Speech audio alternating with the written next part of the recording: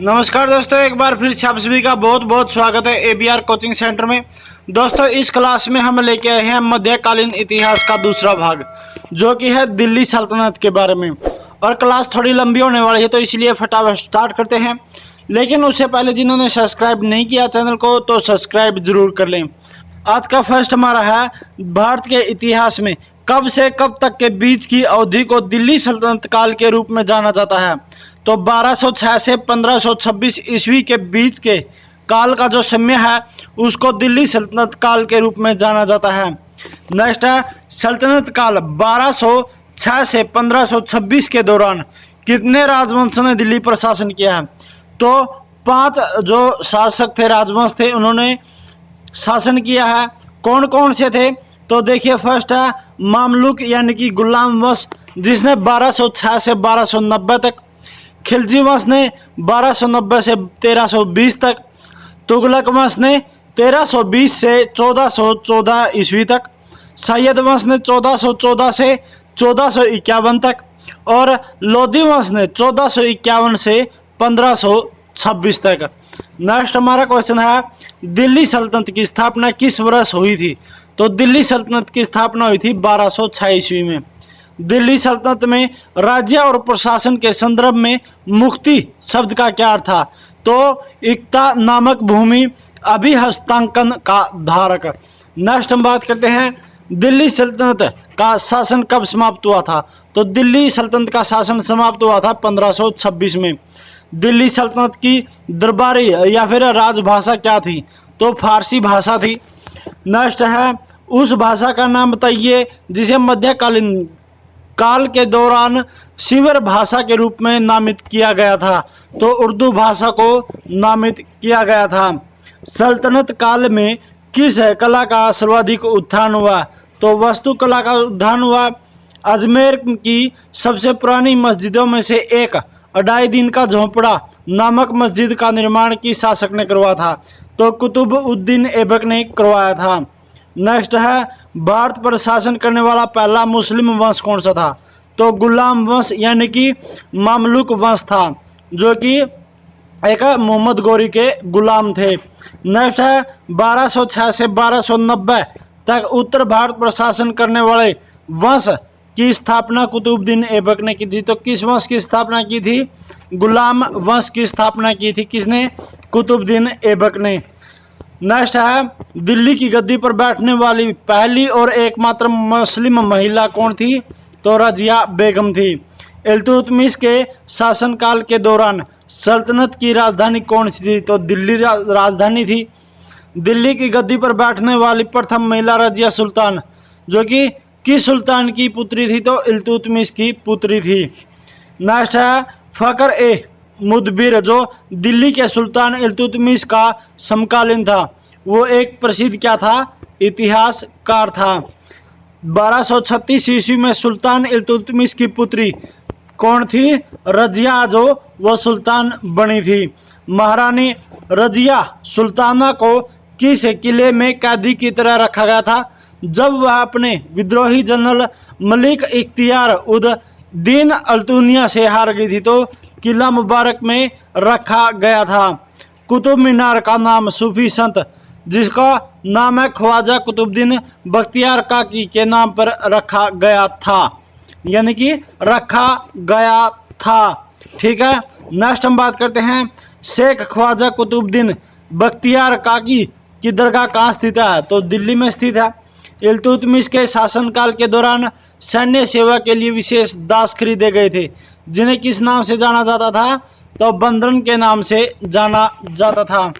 चलिए नेक्स्ट हम बात करते हैं किस दिल्ली सुल्तान ने अपने जन्म को महान जन्म बनाने के लिए प्रसिद्ध योद्धा अफरासियाब के वंश का पता लगाया था। तो बलबन ने। दिल्ली के किस सुल्तान ने रक्त और लोहे की नीति अपनाई थी। तो बलबन ने अपनाई थी।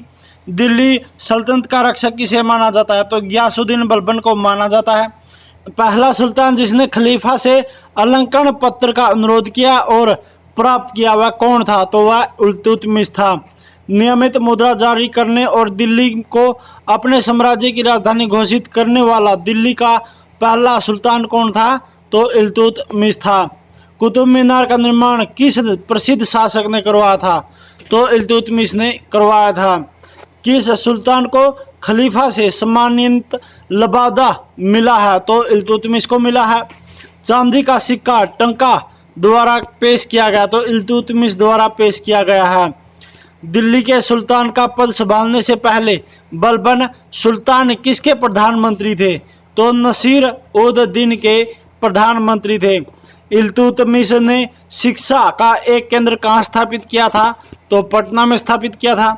दिल्ली के पहले मुस्लिम शासक कौन थे? तो कुतुबुद्दीन ऐबक थे।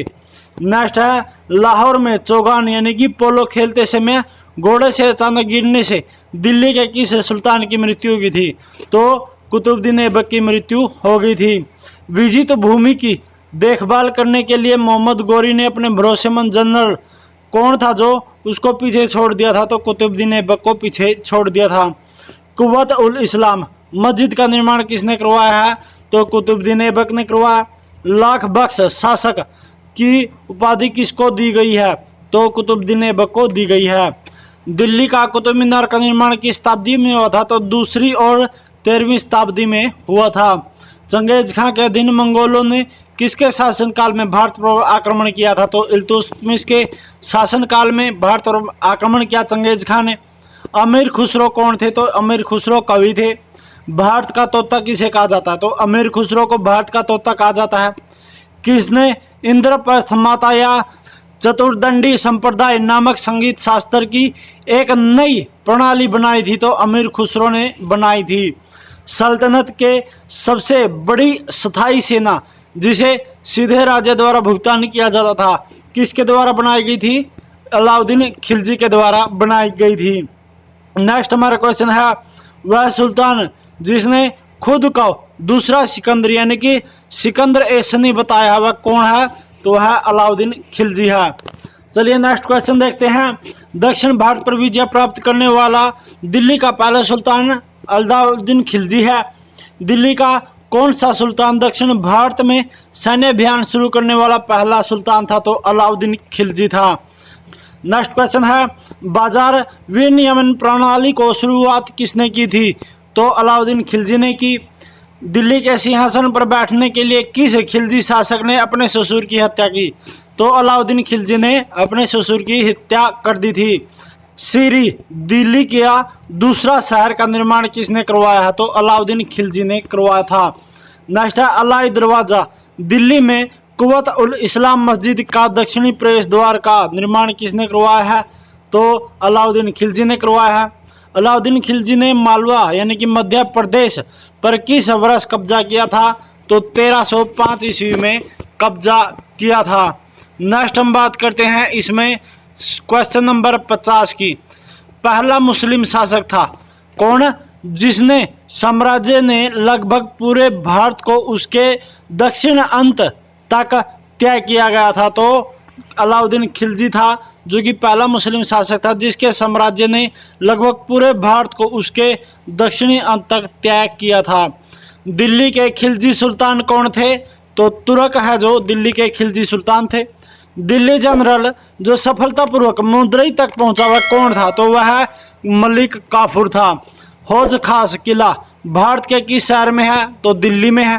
अलाउद्दीन खिलजी के शासनकाल के दौरान अध्यक्षों में से एक कौन था? तो गियासुद्दीन तुगलक था। नेक्स्ट है, जलालुद्दीन फिरोज खिलजी द्वारा स्थापित खिलजी या खिलजी वंश ने कब से कब के बीच भारतीय उपमहाद्वीप के बड़े हिस्से पर शासन किया? तो 1290 और 1320 में। अलाउद्दीन खिलजी का पहला सैन्य अभियान किसके खिलाफ था? तो रणथंभौर के खिलाफ था अलाउद्दीन खिलजी का पहला सैन्य अभियान। अलाउद्दीन खिलजी ने किस कर की शुरुआत की थी? तो घड़ी कर की शुरुआत की थी। मीर हसन दहलवी किसके दरबार में थे? तो अलाउद्दीन खिलजी के दरबार में थे। दिल्ली के सुल्तान अलाउद्दीन खिलजी के हाथों में जाने से पहले गुजरात पर शासन करने वाला अंतिम राजवंश कौन था? तो वाघेला राजवंश जो कि कर्णदेव राजवंश था। नेक्स्ट है, वर्तमान में दौलताबाद जहां मोहम्मद बिन तुगलक के दिल्ली से राजधानी स्थानांतरित की थी किसके निकट स्थित है? तो औरंगाबाद के निकट स्थित है। तांबे और पित्तल के सिक्कों का उपयोग करने वाली सांकेतिक मुद्रा मोहम्मद बिन तुगलक द्वारा किस देश के उदाहरण पर आधारित थी? तो चीन के उदाहरण पर आधारित थी। मोहम्मद बिन तुगलक ने अपनी राजधानी कहाँ स्थानांतरित की थी? तो दिल्ली से देवगिरी यानी कि दौलताबाद में स्थानांतरित की थी। और किसके निकट स्थित थी वो? औरंगाबाद के निकट स्थित थी। कौन सी? देवगिरी यानी कि दौलताबाद। नेक्स्ट है, ब्राह्मणों पर भी जजिया लगाने वाला दिल्ली सुल्तान कौन था? तो फिरोज शाह तुगलक था। दिल्ली के किस सुल्तान ने एक रोजगार विभाग, एक दानी संस्था विभाग और एक धर्मार्थ अस्पताल की स्थापना की? तो फिरोज शाह तुगलक ने। कुतुब मीनार जैसा कि हम वर्तमान में देखते हैं, अतः किसके द्वारा फिर से बनाया गया था? तो फिरोज शाह तुगलक द्वारा बनाया गया था। मोहम्मद बिन तुगलक असफल रहा क्योंकि वह व्यावहारिक राजनेता नहीं था। नेक्स्ट है, किस सुल्तान ने सती प्रथा को प्रतिबंधित करने का प्रयास किया था? तो मोहम्मद बिन तुगलक ने प्रयास किया था सती प्रथा को प्रतिबंधित करने के लिए। दीवाने कोही के नाम से जाना जाने वाला कृषि विभाग किसके द्वारा बनाया गया था? तो मोहम्मद बिन तुगलक के द्वारा बनाया गया था। धनवानों का राजकुमार किसे कहा जाता है? तो धनवानों का राजकुमार कहा जाता है मोहम्मद बिन तुगलक को। दिल्ली के किस सुल्तान को इतिहासकारों के विरोधियों का मिश्रण बताया गया है? तो मोहम्मद बिन तुगलक को विरोधियों का मिश्रण बताया गया है। नेक्स्ट चलते हम 1329 ईस्वी और 1330 ईस्वी के बीच तांबे के सिक्कों को सांकेतिक मुद्रा किसने जारी की है? तो मोहम्मद बिन तुगलक ने की है। नेक्स्ट हमारा है, मोहम्मद बिन तुगलक किस में कुशल था? तो दर्शन शास्त्र में कुशल था। कौन? मोहम्मद बिन तुगलक। किस राजवंश के सुल्तानों ने लंबे समय तक शासन किया है? तो तुगलक वंश ने किया है। एक मोरक्को यात्री जो अपनी व्यापक यात्राओं के लिए जाना जाता है। 14वीं शताब्दी में मोहम्मद बिन तुगलक के शासनकाल के दौरान भारत आया था। तो कौन था? इब्न बतूता था। कौन था? इब्न बतूता था। नेक्स्ट है, तैमूर ने किसके शासनकाल में भारत पर आक्रमण किया? तो नसीर उद दीन महमूद शाह तुगलक यानी कि मोहम्मद शाह तुगलक के शासनकाल में भारत पर आक्रमण किया। किसने? तैमूर ने। तैमूरलंग द्वारा किस ईस्वी में दिल्ली पर आक्रमण ने तुगलक साम्राज्य के अंत को चिन्हित किया है? तो 1398 ईस्वी का जो युद्ध है दिल्ली पर आक्रमण है, उसका तुगलक साम्राज्य के अंत को चिन्हित किया है। चलिए नेक्स्ट बात करते हैं नंबर 77 की। तो हमारा है इसमें 77, दिल्ली सल्तनत के किस सुल्तान ने अपनी राजधानी दिल्ली से आगरा में स्थानांतरित की थी? तो तुगलक ने की थी। तुगलक वंश के बाद भारत का कौन सा राजवंश सत्ता में आया? तो सैयद वंश आया था। किस दिल्ली सुल्तान ने सल्तनत के इतिहास में पहली बार किसी मंगोल क्षेत्र पर कब्जा करने के अभियान की योजना बनाई थी? तो महमूद तुगलक ने। बंगाल के किस शासक का चीन के साथ संबंध था? तो गयासुद्दीन आजम शाह का जो बंगाल का शासक था उसका चीन के साथ संबंध था। सैयद वंश की स्थापना किसने की थी? तो खीज खान ने सैयद वंश की स्थापना की थी। नेक्स्ट हमारा है, खतौली की लड़ाई 1517 में जो लड़ी गई थी, इसमें मेवाड़ के राणा सांगा ने दिल्ली के सुल्तान जो कौन सा लोधी को हराया था और उसे कैद कर लिया था और फिरौती लेने के बाद उसे रिहा कर दिया था। तो इब्राहिम लोधी को बंदी बनाया, उसको हराया और फिरौती लेने के बाद उसको रिहा कर दिया था। नेक्स्ट हमारा है 1451 ईस्वी में लोधी वंश का संस्थापक शासक कौन था? तो बहलोल खान लोधी जो है 1451 ईस्वी में लोधी वंश का संस्थापक और शासक था। नेक्स्ट है, इब्राहिम लोधी दिल्ली का सुल्तान कब बना? तो 1517 ईस्वी में इब्राहिम लोधी दिल्ली का सुल्तान बना। लोधी वंश का अंतिम शासक इब्राहिम लोधी था। आगरा शहर का संस्थापक कौन था? तो सिकंदर लोधी था। फतेहाबाद जिले का नाम 14वीं शताब्दी में किसके द्वारा स्थापित उसी नाम के मुख्यालय शहर से पड़ा जिसके बेटे का नाम अपने बेटे फतेह खान के नाम पर रखा गया है? तो फिरोज शाह तुगलक का बेटा था कौन? फतेह खान। और क्या नाम रखा गया इसका? फतेहाबाद। कब रखा गया? 14वीं शताब्दी में। नेक्स्ट चलते हम, किसने तुगलकाबाद शहर का निर्माण करवाया? तो गयासुद्दीन तुगलक ने तुगलकाबाद शहर का निर्माण करवाया था। नेक्स्ट है, तुगलक काल के दौरान नहीं बनाया गया था। तो जामा मस्जिद तुगलक काल के दौरान नहीं बनाया गया था। बेगमपुरी मस्जिद किसके शासनकाल में बनी थी? तो मोहम्मद तुगलक के शासनकाल में बनी थी। मध्यकालीन यात्री मार्को पोलो कहाँ से था? तो वेनिस से। कौन था? Marco Polo. और आज की क्लास में हमारा इतना ही। और जिन्होंने अभी तक चैनल को सब्सक्राइब नहीं किया है तो सभी से रिक्वेस्ट है चैनल को सब्सक्राइब कर लें। आने वाली वीडियो की नोटिफिकेशन पाने के लिए घंटी का बटन जरूर दबा दें। तो चलिए, खुश रहिए, खुशहाल रहिए, सुरक्षित रहिए, देखते रहिए और पढ़ते रहिए।